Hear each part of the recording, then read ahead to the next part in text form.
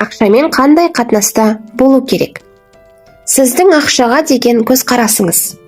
Ақшаны бөлек қарастыруға болмайды. Сіз не үшін бай болғыңыз келеді, сізге себеп қажет. Енді жауап беріп көріңіз. Сіз ақшаға қалай қарайсыз? Ақша сізге тіршілік ету үшін қажет пе, әлде жақсы өмір сүру құралы ма? Ақша адамды бұзады ма, әлде ақшаның болмау кесірінен отбасылы не бақытты бола алмадыңыз ба?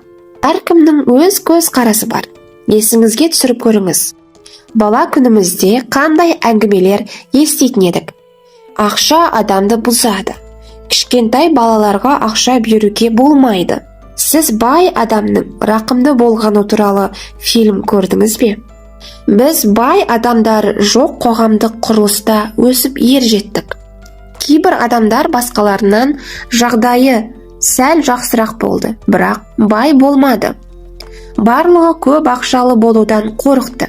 Егер сізде 2 велосипед, әдемі көлік және шатырыңыз басқалардан биік болса, бұл сырттай мінеушілікке себеп болатын. Қазіргі жастарда өмірге жаңа көзқарас қалыптасқан, алайда буындағы едәуір адамдар әлі де бұрынғы көзқарасты ұстануда.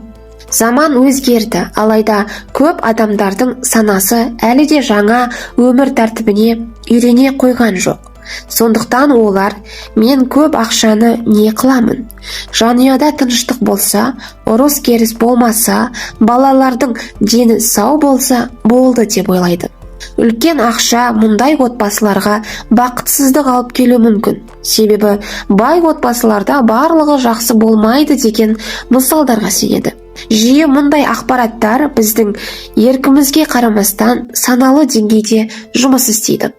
Кей кездері біз бай болғымыз келеді, бірақ өзіміз байқамастан ақшаны алыстатамыз. Діни адам бұлай ойлауы мүмкін. Көп ақшаның салдарынан жұмаққа түсе алмаймын. Мен бай болмасам да жақсы, адал адаммын. Бай адамдарға қараңызшы. Олар саясатқа араласады, заңды бұзады, адамдарды алдайды. Бұл қате түсінік. Әлемде бай және адал адамдар көп. Сіз де өзіңіз армандаған жоғары дәулеттілікке лайықсыз. Сіздің әр қолыңызда 5 саусақ бар.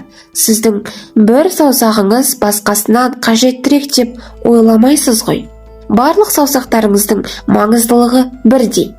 Енді саусақтарыңызды біртіндеп бүге отырып, әр адам үшін маңызды заттарды талқылайық. Бірінші саусақ. Сіздің отбасыңыз, отбасылық тыныштығыңыз. Сіздің жанұяңыз қамсыз болуы тиіс. Болмаған жағдайда сіз тыныш өмір сүріп, жұмыс істей алмайсыз. Екінші саусағыңыз денсаулығыңыз. Бұл жерде артық түсіндірудің қажеті жоқ. Үшінші саусақ бұл ақша. Ақша отбасы мен денсаулық тәрізді маңыздылыққа ие.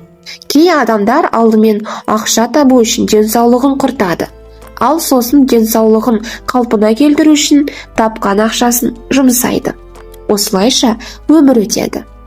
Төртінші саусақ бұл өз-өзіңізді сезіне білу. Өз-өзіңізді сезіне білу бұл өзіңізді өмірде кім ретінде сезіну жолы.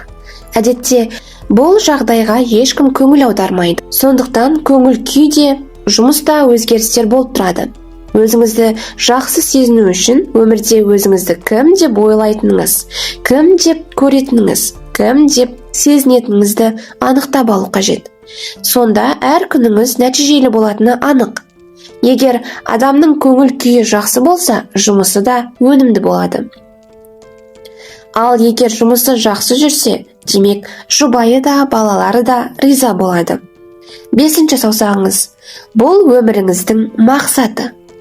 Барлық айтылған заттардың маңыздылығы бірдей. Алдымен қызмет, содан кейін ғана тұрмысқа шығу, немесе үйленуме болады деп есептейтін адамдар бар. Немесе алдымен ақша табу керек, қалғаны содан соң белгілі болады. Бұл көзқарас дұрыс емес.